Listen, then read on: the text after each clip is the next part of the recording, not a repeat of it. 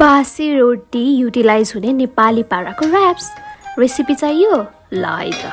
मैले चाहिँ सुरुमा प्यान बसालेँ जुन चाहिँ मैले फ्लिप गर्दाखेरि सेफ स्टाइलले फ्लिप गर्छु भनेको धन्दैले खसेको थियो होइन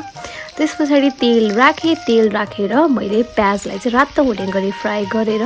त्यसमा चाहिँ मैले मसिनो गरेर काटेर लिएर आएको मासु थियो त्यो मासुलाई पनि राखेँ मासु राखिसके पछाडि त्यसलाई यसो चलाएर त्यसमाथि मैले बेसार राखिदिएको थिएँ त्यसपछि मैले अलिकति फुड कलर पनि एड गरिदिएँ जुन चाहिँ कस्तो राम्रो देखेको थियो अनि मैले नुन पनि हालिसकेको छु जुन चाहिँ क्लिपमा छैन त्यस पछाडि मैले फाइनली चप्ड गार्लिक राखेँ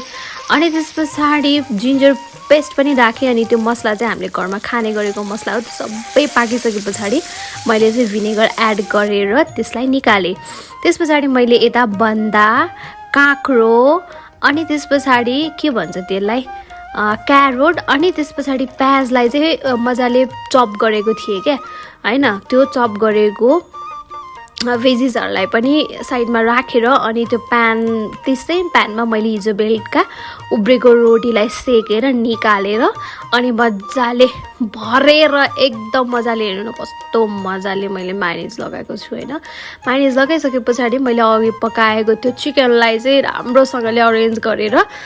रोटीमा राखिदिएँ त्यो रोटीमा राखिसके पछाडि चाहिँ मलाई कस्तो त्यहाँनिर इन्तजार नै भइरहेको थिएन कि अनि मैले सबै भेजिटेबलहरूलाई राखेँ हेर्न कस्तो राम्रो कलर नै दामी देखेको छ कि त्यस पछाडि मैले त्यहाँ माथि राखेँ केचप हेर्नु न केचप राखिसके पछाडि मेरो मनले मानिरहेको थिएन मलाई त्यही खाउँ भइसकेको थियो होइन त्यस पछाडि मैले ऱ्याप गरेँ त्यसलाई आनन्दले अनि त्यस पछाडि हामी आमा छोरीले चाहिँ यसरी इन्जोय गर्यौँ तपाईहरू पनि इन्जोय गर्नुहोला बनाएर खानुहोला।